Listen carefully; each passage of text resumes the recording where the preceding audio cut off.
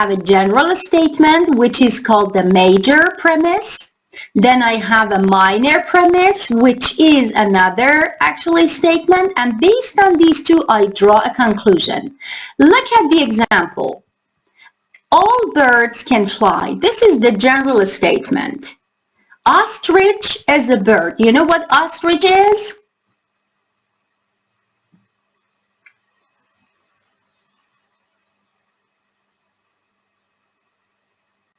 Yeah, it's a tall bird, actually. A very large bird. Okay, so all birds can fly. Ostrich is a bird. Ostrich can fly. So the major premise here is the general statements that all birds can fly. So if I see there is a thing that has two wings and can fly, yes, sure, I will upload the slides on LMS, don't worry. Okay, I will. So all birds can fly. This is the general statement that I make. Okay, and then I see an ostrich. Ostrich mostly live in the farm. So I see the ostrich is a bird. So I draw this conclusion. Ostrich can fly. But can ostrich fly? No. The ostrich is a bird that is very large but cannot fly. So you see, deduction is like this. Look at the example of the Scottish sheep, okay, in the very first slide. They saw a sheep that was actually black. So the teacher, the carpenter said, all the Scottish sheep are black.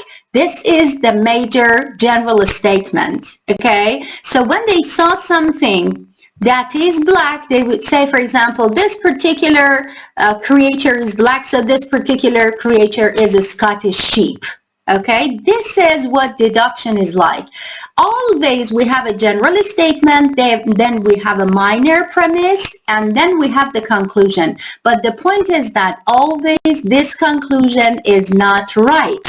As you see here, maybe we have conclusions that are right, but here we see that ostrich cannot fly, so the conclusion is not right.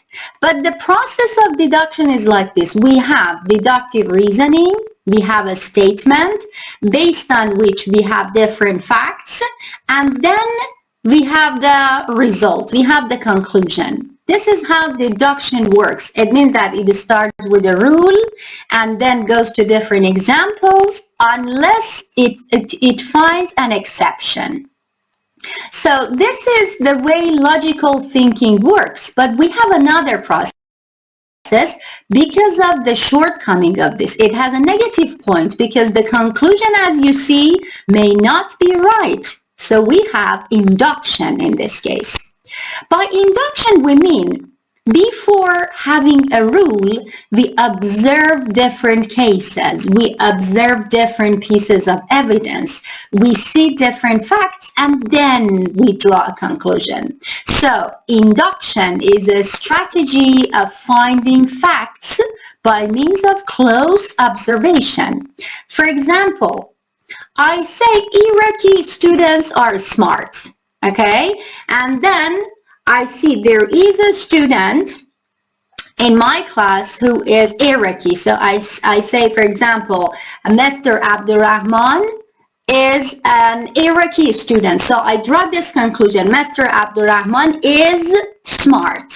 Okay, this is deduction. But what about induction? In induction, I see, okay, I have different Iraqi students. I give them an exam. I give them a score based on their exam, and then if their scores are high, I draw this conclusion that Iraqi students are smart. So we have inverse processes. In inductive reasoning, we observe and then we make the premise, and then we find the pattern. So induction is based on deriving a general principle from specific observations. You may say students learn English better by looking at different pictures for words. Instead of explaining the words for the students, I provide them with pictures. So in different classes that you have, you teach the students words by using pictures. Then you notice that your students learn the words better when you give them pictures. And then you draw this conclusion, okay, so I found this pattern. In different classes, I taught the words by using pictures, and I see my students learn the words better. So based on your observation, you actually gain a general principle. That is induction. Induction is better compared to deduction, because in induction we have a set of observations. We notice one point based on actually several cases that we observe. So based on our observations, we draw a conclusion. This is the inverse of actually deduction. But the point is that all of them have their own limitations. As we said, in deduction, okay, we may have a wrong conclusion. And in induction, we may not have the ability to observe all the cases. For example, you have 10 classes and you teach them actually words by using pictures. What about 10 other classes in Iraq that you are not their teacher? You cannot observe all the classes. You cannot teach all EFL learners in Iraq. So you do not have access to all cases of observation. So this is the limitation of induction. And because of this, we have the third approach, which is the complete form, and that is called hypothetical deductive. Have you heard of hypothetical deductive method? Are you familiar with this?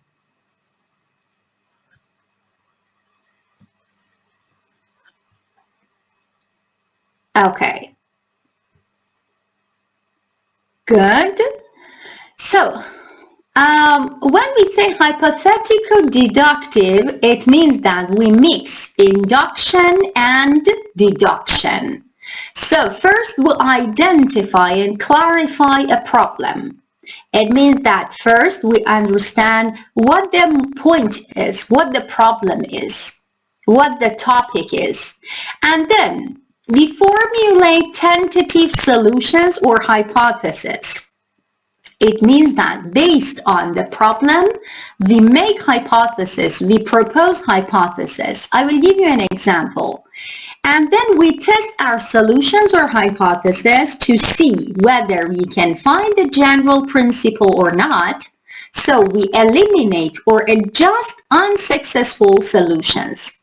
Let me give you an example. I want to see if watching a movie can improve my students' speaking ability. Okay, this is the problem, this is the point, this is the topic. So my hypothesis is that because the students watch the movie and it is interesting and it is something with visual elements, it is something that the students may enjoy watching, it can make them more motivated, and then it may improve their actually learning. So this is my hypothesis. Then I test my hypothesis. What do? I have two classes. In one class, I have kind of discussion, okay, and I give a topic to my students. We discuss the point. In another class, I give my students a relevant movie. They watch the movie, and based on the movie, they start talking about their actually opinions. And we have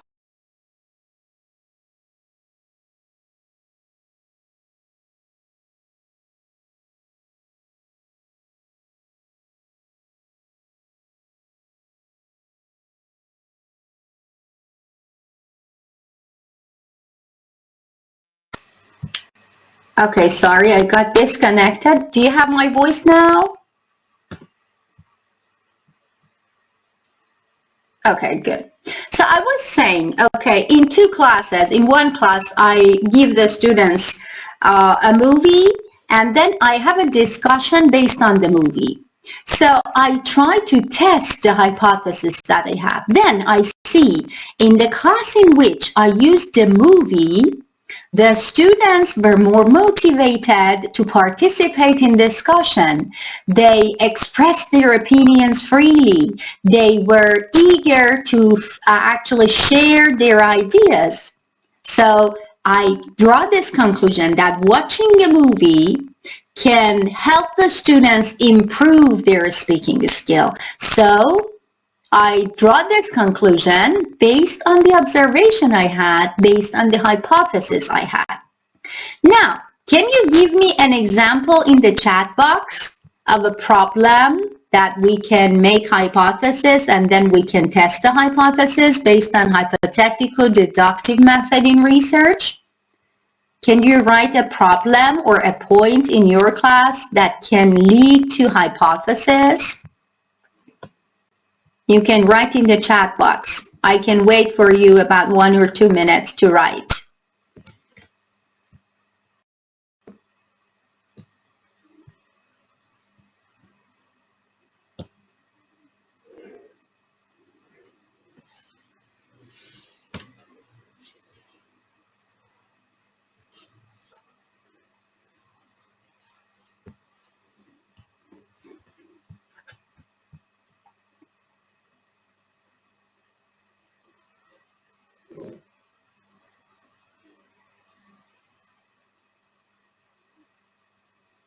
So I'm waiting for you to write in the chat box a problem in sample setting and equipments. For example, you want to see in which school you have more equipment, or how the setting of the class, how the way the students are sitting in the class can influence their learning. Good point. What else?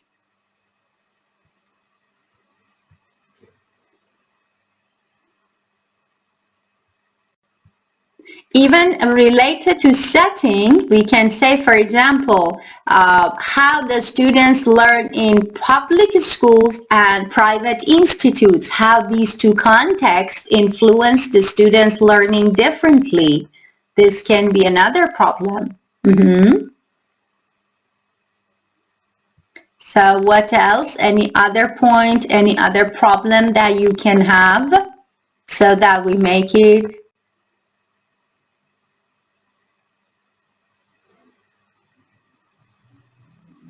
You mean about my voice?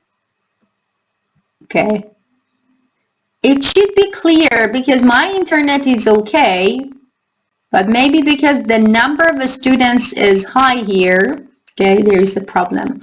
Okay, any other problem that we can make hypothesis for that? The same as what your friend said, the same as the example I said?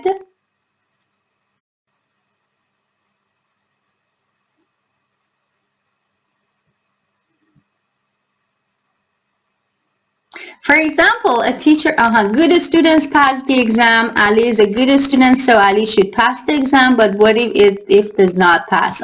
This is a kind of deduction. You're right, and the conclusion might not be right. Evaluating statistics under various hypothetical scenarios to compare with actual data. Good. For example, when you want to check the students' scores and how the students' scores, for example, on a multiple choice exam are different from their scores on an exam in which we have open-ended questions, to see in what exams the students' performance is better. This is a problem. For example, you may make a hypothesis like this, that the students act better when they are given open-ended question exams. And then you give one group of students 2 forms of test. You actually see the scores, and based on their scores, you will come to this conclusion whether their performance is better when I give them a multiple choice exam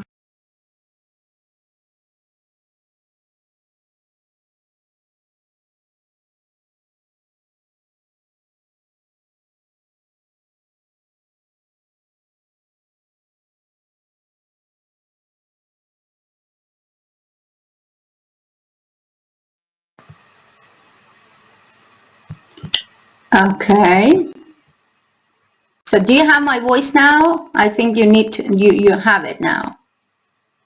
Okay, I was saying, for example, different types of tests we give our students, okay? You may say the student's performance is better when they're given open-ended questions because the students become stressed when they're given multiple choice exam, okay? So you give a class one type of exam, which is multiple choice, and you give the same class another exam which include open-ended questions. Based on their scores, you come to this conclusion whether the student's performance is better in final exam, which is multiple choice, or open-ended. Good. Now we can move to next part, which is related to the assumptions for scientific inquiry. Inquiry means, can you write your understanding of the word inquiry? Inquiry here means?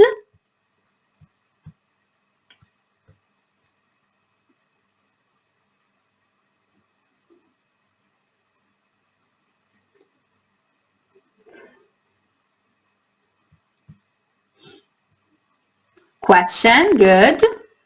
Actually, it's a deep question, okay? By inquiry, we mean research. We mean deep asking of something. So for scientific inquiry, we mean for research. So if we want to conduct research, as we said, because we need a basis for the facts, because it should be systematic, we need to consider different features, different characteristics. These are the major characteristics that are common among different actually areas of research. First one is order. By order, we mean everything in this world. Yes, thank you. Investigation is another word for inquiry. Thank you. So by order, we mean in the world, everything exists in a logical order. It means that there is, an order, a logical ordering, okay? We move from A to B, then to C. For example, that's right, mean asking about something strange. Yes, thank you. So by order, we mean, for example, you need to go to this school, then you can go to university, then you can become a teacher. So everything in this world exists in a logical order. This logical relationship should be kept. For example, the students should come to an English class so that they learn English words so that you give them an exam. So this order is important when it comes to scientific inquiry. It means that we try to explore, to study, to investigate the order that exists and the influence of different issues. Another point, another feature, another assumption for scientific inquiry is reality and empiricism. It means that we have our observation of different facts, and based on our observation, we perceive, we understand things through our senses. By empiricism, it means that we experience things, we understand things through our senses. And by reality, we mean we observe different things that exist in reality. For the things we cannot observe, we cannot study. Okay? And then we have the concept of reliability. By reliability, we mean that we make conclusion based on the observations and based on the patterns we find. If we see a thing is repeatedly observed in a context, we can say it is reliable. For example, if we see the students have a bad score, then I give them a test which includes multiple choice questions. So I draw this conclusion that these students are not good at answering multiple choice questions. So reliability means consistency of observation. Then we have determinism. By determinism, it means that A leads to B. It means that we have a cause and effect relationship between different phenomena. It means that, for example, I actually study, so I get a good score. So getting a good score is the result of studying. So studying is the cause of an effect. That effect is getting a good score. Okay? Then we have the concept of parsimony. Parsimony, it means that scientific research should be simple. It means that it should be clearly defined. It means that the steps should be clarified. By parsimony, we mean we take the shortcuts. For example, when you want to study the students' stress, anxiety, you give them a questionnaire instead of actually observing the class for 20 sessions during a semester. Yes, that's right. So parsimony means using the simple daily language, okay? Not daily language in the sense that, it is very simple, because the language of science is simple, but at the same time, it is systematic. And one of your friends, Sabbar, if I'm not wrong, wrote examination and interrogation for inquiry. Okay, thank you. Good. And the last feature is generality. It means that we draw conclusions, or we have our own principles based on the observations we have. So we need to be careful to actually generalize the findings. For example, if I find something in my class, it may be right in the other class, or it may not be right. So I should be careful about generalizations that I make based on the research I have. Generally, based on the observations we have, we make generalizations. We come to a conclusion, but this conclusion may not be right for all the context. Depending on different contexts, different settings, the conclusions might be different. So we have the information about our research. That's right. So we have the information, but we need to be careful not to transfer this information to other contexts which are different. For example, in my class, I have a group of students, 10 students. I give them a speaking task. In the speaking task, I ask each student to come to the class. I ask some questions, the student answers, the student leaves the class, another student comes to the class. It means that they are in the exam session alone. I see the students are willing and the students are confident and they get good scores. In the other class, I have 20 students. If I want to ask each of them questions, it takes a long time. On the other hand, I see when they are with their friends, they are more confident. So when I ask them alone, maybe their scores become lower. So I cannot actually generalize the findings I have in one class to the students in the other class. This is generality. It means that we make generalizations, but we need to be careful about this. So these are the major assumptions that we have for the scientific research we make. And all these assumptions are shared by actually experts in a particular field of study and form the paradigm. We will talk about the concept of paradigm in the following chapters, but let's see what paradigm is. Paradigm is the belief system scientists work within, including their shared philosophical assumptions about the nature of the world and the nature of the inquiry. So by paradigm, we mean the belief system. What does it mean? It means that it's a set of understandings, a set of comprehensions, a set of beliefs. By who? By scientists. Scientists where? Work within. It means that the scientist in a particular field of study, for example, scientist in applied linguistics, scientist in chemistry, scientist in philosophy, scientist in physics, including their shared philosophical assumptions. What do we mean by philosophical assumptions? Means the theoretical foundations, the way they think about different issues, different phenomena.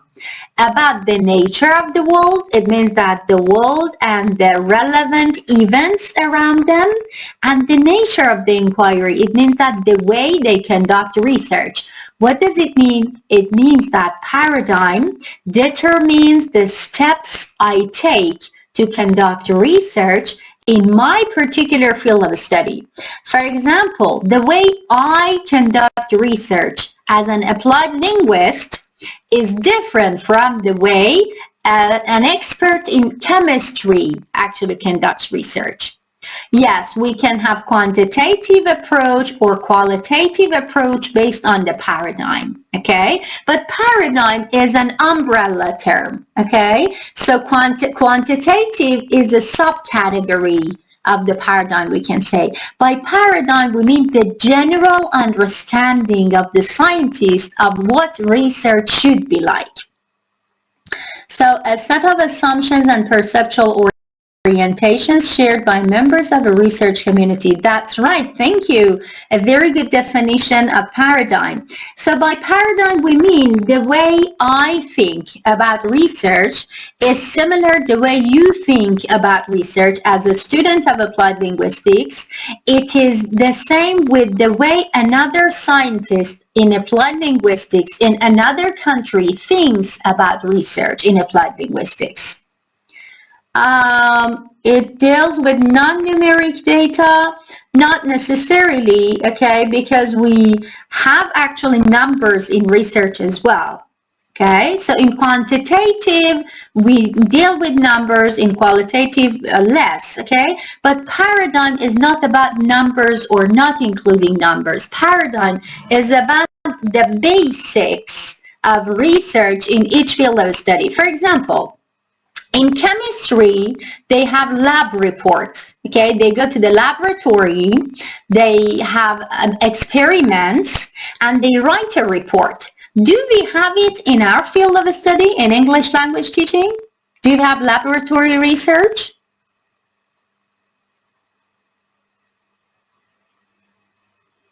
Do we do experiments? No. Okay, this is what paradigm means. In chemistry, they have a genre which is called laboratory report. Okay, so they conduct experiments, they conduct research in laboratory, but we as English language teachers do not actually conduct research in laboratory. We conduct our research in our classes on different texts. We have different corpus types, okay? So by paradigm, we mean the shared knowledge, the shared understanding of the field, the shared beliefs, and the shared practices by the experts in that particular field of study. Okay, is it clear what paradigm is?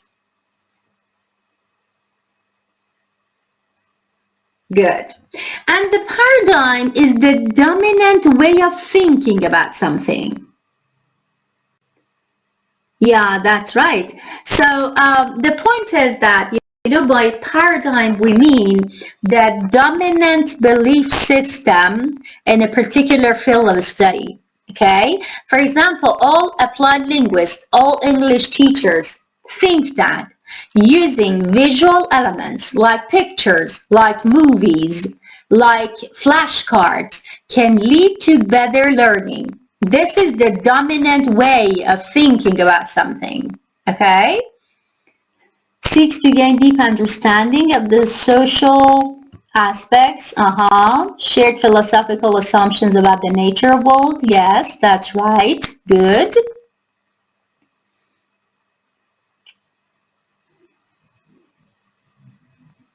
Okay, great. Thank you. Thank you very much for your participation. let's define research after all. Research is defined as a procedure by which we attempt to find systematically and with the support of a demonstrable fact the answer to a question or the resolution of a problem. Let's see what each of these keywords mean when we say research. It is a procedure. What does it mean when we say research is a procedure? What do we mean by this?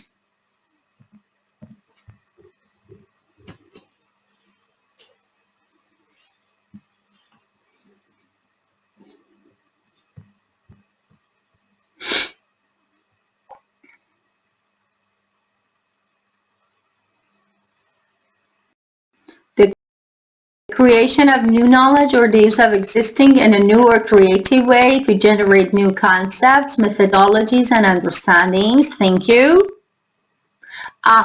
Great. So when we say research is a procedure, it means that it includes several steps.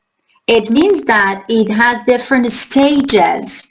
It means that it has different parts, different sections. It is a process. Thank you. The process of operation. It means that it is not just the product, it's the procedure, the process that is taken. It is done step by step. That's right. It means official way of doing something. Good. So the question result. So it means that it's an ongoing process. It's a step-by-step process through which we come to a conclusion. So it is not done on the spot. It is not something sudden. It takes time. It takes energy. It takes expertise. It takes experience. It takes observations. So by procedure, we mean we need to be patient. We need to consider several issues when we conduct research. Then it is said that it's a procedure by which we attempt to find systematically. It's a process of finding out information and answers by studying, investigating, or experimenting. Exactly. Or solve a problem. Good. Thank you. So when we say it is systematic, what do we mean? What is the second keyword? Systematically. So what do we mean by systematic? It is a process, that's right, but it is systematic means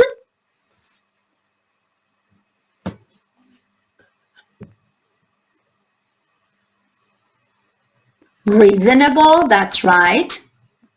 Not randomly or by accident, exactly. System, methodically, so it has a method, good.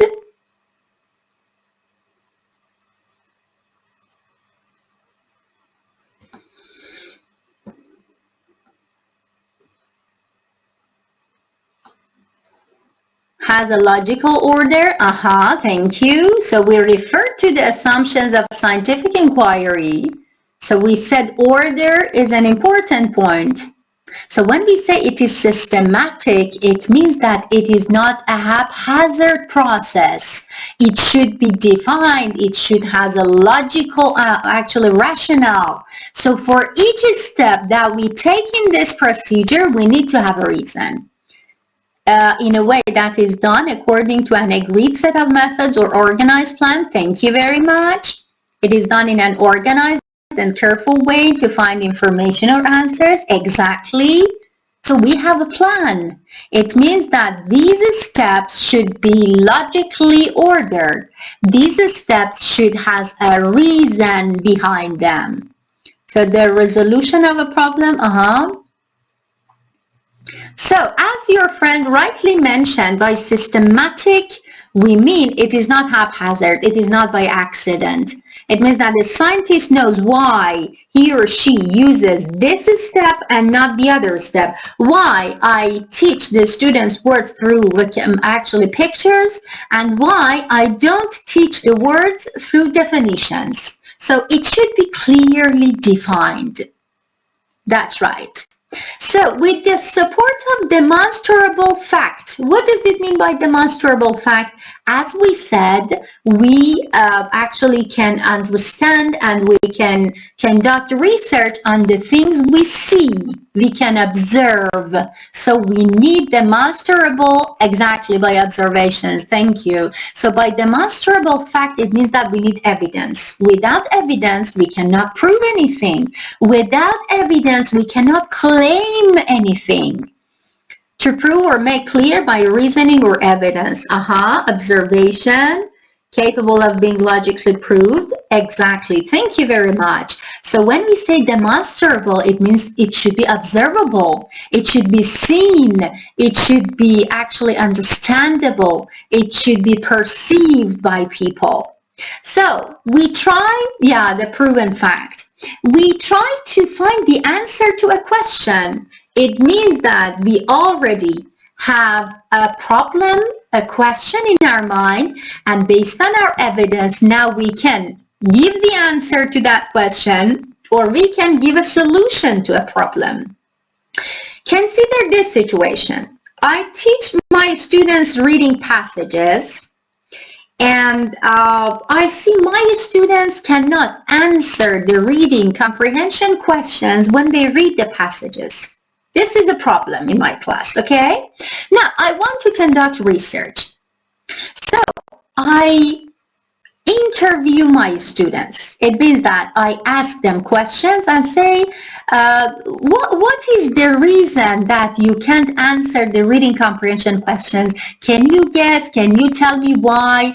Can you tell me why it is difficult for you to find answer to the questions? They give me some answers. Okay, then I analyze their answers and I understand they cannot answer reading comprehension questions because they do not understand the words in the reading comprehension.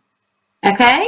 Then I give them definitions for the new words in the reading comprehension. Okay? And I do this for 5 sessions. After the fifth session, I give them a reading comprehension test and I see their scores become high. So I understand based on the evidence that my students can improve their reading comprehension if I give them definition of the new words in the text. So what happened? It was a procedure because it happened during 6 or 7 sessions. It is systematic. Why? Because I gave them, a kind of instruction, and then I gave them a test. Or I gave them a questionnaire, interview. It is based on demonstrable fact. Why? Because I gave them definition for the new words, then I gave them tests. So I see the test, I see the result, I see the scores. And I found a solution to a problem in my class. This was a very simple research I could do or I could conduct in my class. You can have your own examples for your own classes, for your own context. So this is what research means. And accordingly, we have a systematic process with a number of explicitly defined steps. By explicitly, we mean everything should be clear. Everything should be actually clarified. Everything should be presented and explained and backed up with the scientific rationale. Why I give my students definition, why I give my students a movie, why I teach my students words by using flashcards. So there should be some reasoning behind what we do. And the process of doing research can be linear or cyclical. What do we mean by linear? Can you tell me?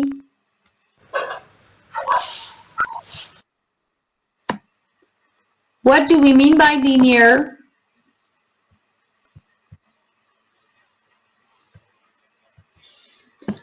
Straight.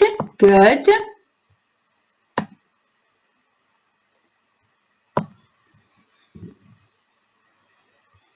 Sometimes the same as the example I made. Okay, I give my students reading text with definitions. Then I give the test.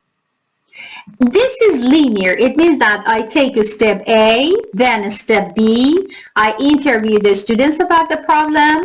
Then I gave them reading text with definition. Then I gave them the score and the exam. Okay, this is linear. But sometimes I interview the students about their problem. Why they don't understand the reading comprehension questions. They say because we do not know the meaning of the new words. Then I give them the definition for the new words for 2 sessions. After the second session, I interview them again. Is it okay? And they say, no, our problem is not solved. We think that in addition to the definition of the new words, we also need more time to answer reading comprehension questions. So the third time, I give them definition of the new words, as well as, let's say, actually more time to do the reading comprehension questions. After 2 sessions, I say, okay, is the problem solved? It means that you can answer reading comprehension questions well. So they say no. In addition to the definition of the new words, in addition to more time, we also think that if you give us open-ended questions, we can actually answer the questions better. So this time I changed the routine of my research. This way we call it cyclic. It means that I changed the process, I changed the steps, I redefined the steps, I moved back to the interview several times, and it is not everything from A to B to C. Sometimes I have A, B, A, C, A, D, okay? So, yeah, that's right. So, revolve or recur in cycles, exactly. Yes, define a specific topic, that's right. So, the process is not always linear, so be careful. When we say research is a procedure, we do not mean always we move from A to B to C, and it is actually not in a linear way all the time. It might be cyclic depending on the topic, depending on the point and the problem that we are investigating. Exactly. We reread the topic. That's right. Great. Okay. So now let's see what steps are in a research project before we move to the basic actually concept, which are important in, let's say, doing research. The very first point is that we need to choose a research topic. But this topic is actually of different characteristics. This topic should be new. We should not reinvent the wheel. It means that we shouldn't conduct research on a topic that has been investigated before. For example, all people know that teaching students the grammar points by actually providing them with examples is useful. So there is no need to do research. Previously, scholars conducted research several years ago, and they understood that when you provide the students with examples, when you contextualize a grammar point, the students can learn it better. So there is no need to do research on this topic. This topic is accepted by the community. All the EFL language teachers, all the English language teachers know that teaching grammar by different examples can be useful. So why to conduct research on this topic? So the topic for a research should be novel, should be new, should not be actually among the topics that have been investigated before. The topic should be actually practical. It means that, for example, you may say, I want to see what happens in the student's brain when they read a passage. Can we see what is going on inside the brain? Nowadays, maybe with some equipment, okay, cognitive ones, something like X-ray, we can do this, but generally, can we see inside the brain of the students? No. So this topic is not practical. So it has been used, or if you use it again, you will be exposed to plagiarism. Thank you. Should be incomparable. We can say that's right. So the topic should be practical. It means that we can define steps to conduct research on that topic.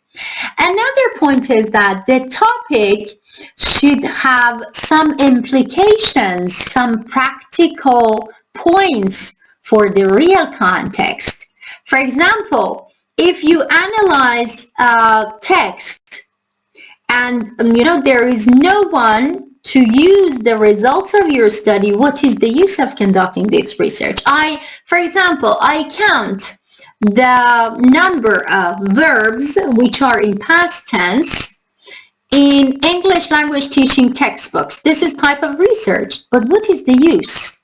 But if I count the number of simple past verbs in research or in an article in chemistry, it can be useful. Why? Because I can teach the students of chemistry how to write articles, how to use simple past verbs when they want to report an experiment. So the topic should be of practical implications as well. So it is accepted, it must be related to your academic subject. Exactly. The other point is that it should be relevant to our field of study. When I'm an expert in English language teaching, can I conduct research that is related to chemistry, to psychology, to philosophy? Of course, the topic should be related to our field of study. It should support, yes, that is a good point. The topic should support the existing literature, the previously conducted studies. So I should complement and supplement the previously conducted research. That's right. The other point is that the way we try to choose the topic should be clarified as well. Can you tell me how we choose a topic? For example, I ask you, okay, choose a topic for a project. What would you do to choose a topic? What are the steps you would take?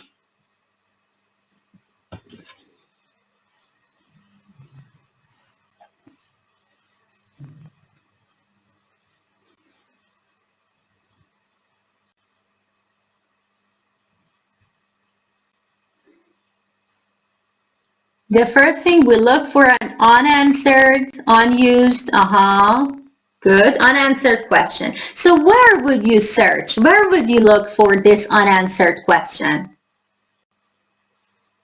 The topic is what, the sentence or the paragraph? It should be beneficial. Yes, that's right. We said it should be of practical implications, yes. I am an MA student, for example, okay? I want to find a research. I want to find a topic for my research. I go and study the existing literature, okay? By existing literature, I mean the articles that have been published in scientific journals of my field of English. Okay, so it means that I go to the research that has been conducted before. Consider this situation. I am interested in teaching vocabulary. So I want to find a good topic related to teaching vocabulary, and I want to conduct my research on it. I go and surf the net. Okay, and I search for this topic, teaching vocabulary techniques, how to teach vocabulary effectively. I find articles that have been published before.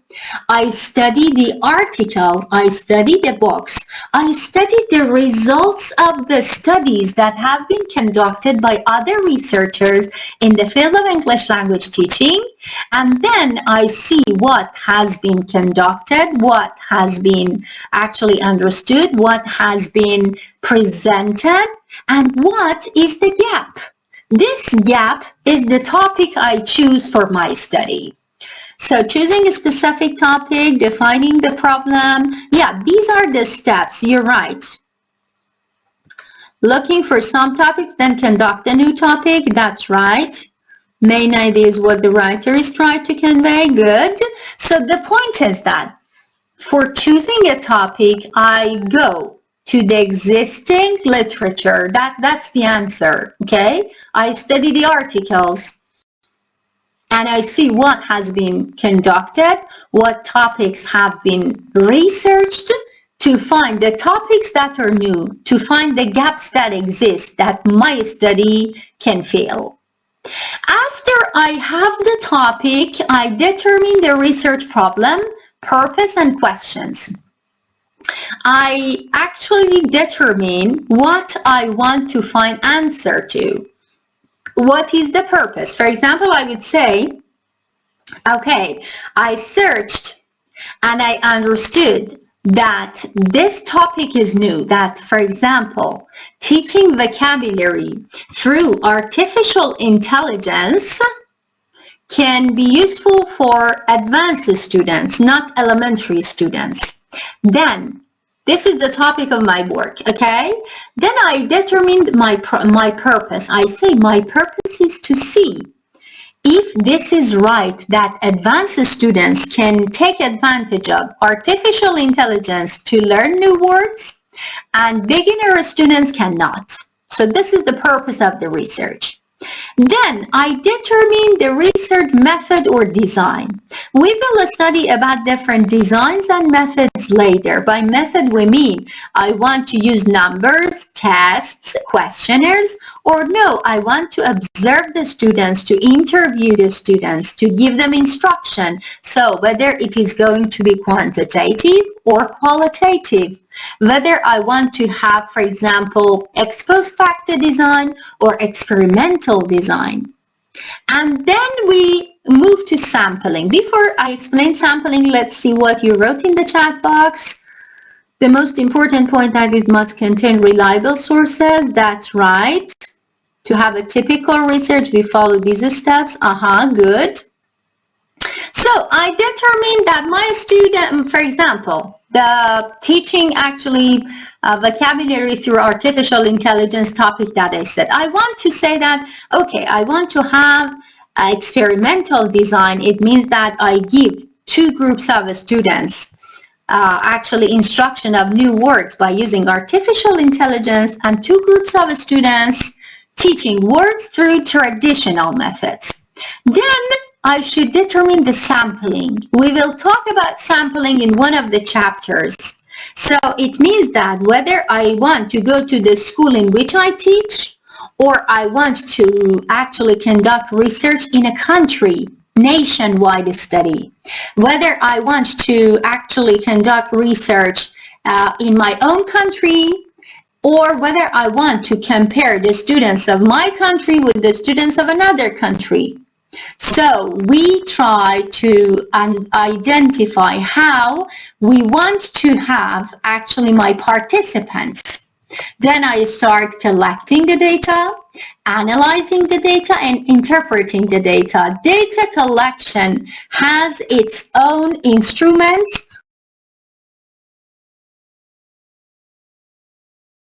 We will talk about data collection instruments in one of the chapters to gather the required data in quantitative research and qualitative research. For example, we have questionnaires, we have tests, we have observations, we have interviews. We can ask the students to write essays. And then we make a decision about the analysis procedure, the statistical packages we want to use, the statistical tests that I want to apply in order to analyze the data. And then the interpretation of the data. Okay, what numbers can tell me about the actually results I have? Thank you very much for actually your participation in the chat box. You wrote your ideas. Thank you. Okay, good. Yeah, we evaluate the information actually, and we try to actually draw the conclusion. This is what we said about hypothetical deductive. Okay, we had the hypothesis and we try to gather information, we analyze the information, and then we come to a conclusion based on the information we have. And finally, finally, we have the research report. This report can be in terms of a project for a class. It can be a research article that we submit to a journal that is published in a journal in our field of study. It can be in the form of a presentation in a conference. It can be in the form of a presentation for our colleagues. It can be in the form of a presentation for all the teachers, for example, in my country. The scale of this report is different. That's right. The conclusion is the summary of what you concluded from the research findings. Okay? So the conclusion is actually the understanding that we gain based on the findings. What we see actually in that, let's say, project. What is the use of this project? Based on the findings of our work, we can suggest different strategies to different teachers. We can suggest different solutions to the problems that other teachers and other students have. And you know, based on our research, even we can give topics to other researchers so that they follow our research and they continue our research. For example, if I use artificial intelligence to teach words to the students and I conduct research and I see it is useful for advanced students, I can provide other teachers with the report and I say, okay, you can use artificial intelligence to teach advanced students words better. On the other hand, you may say, okay, let's use artificial intelligence to teach grammar to the students. So you give a new topic, you suggest a new topic for future studies, for further studies. So one of the positive points about the conclusion of the research is that, okay, based on the findings that I have, I can give extra topics to other researchers. I can give them suggestions for future research. So it means that the concept and results of the research in a brief way. Good. So brief summary of the research, that's right, exactly. So the point is that mostly this report of the, let's say, research should be generalizable. If you remember, we said among the major assumptions, we have the concept of generality. It means that based on my findings, I generalize that using artificial intelligence can be useful when you want to teach words at advanced level. A teacher conducts the same research and replicates the study. Research this topic and see in advanced students in his class, teaching vocabulary through artificial intelligence didn't actually lead to any changes. So an exception is found. So it means that I can generalize my findings to other contexts, but cautiously, carefully. It means that I shouldn't say, okay, always artificial intelligence can be useful when you teach words in an advanced class. Sometimes, or you may say it can be useful. So we have kind of research modesty, academic modesty. It means that we do not say things as they are absolute. So we do not have absolute facts in English language teaching community. Yeah, clear? That's right. Good. So these are the steps that we need to take in conducting research. And for each of these steps, we have a specific chapter in the book. Actually, for determining the research problem, purpose, and question, we have a chapter in the book that is called Research Questions and Hypothesis. In the following sessions, we are going to study this chapter in which you can learn how to write a research question, how to write a research hypothesis to start your work. Then we have other sessions which actually will cover the chapters in which we will talk about quantitative approaches, qualitative approaches, different designs that you can use in your research.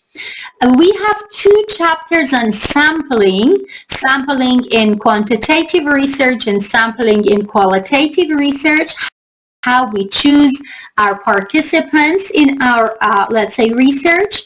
Then we have some chapters on data collection instruments, 2 chapters on data analysis, and finally, we have some chapters in which writing a research report is explained.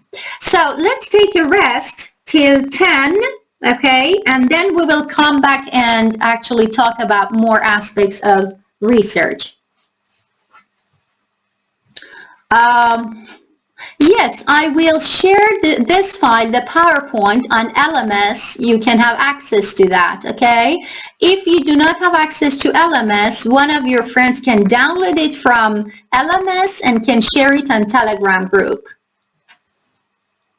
Okay, so see you at 10 again, okay? We will have our second session at 10. Good. Yeah, I can. I send it on Telegram group as well. I will share it on LMS and I will send it on Telegram group as well. Okay, so see you again at 10. Take a rest.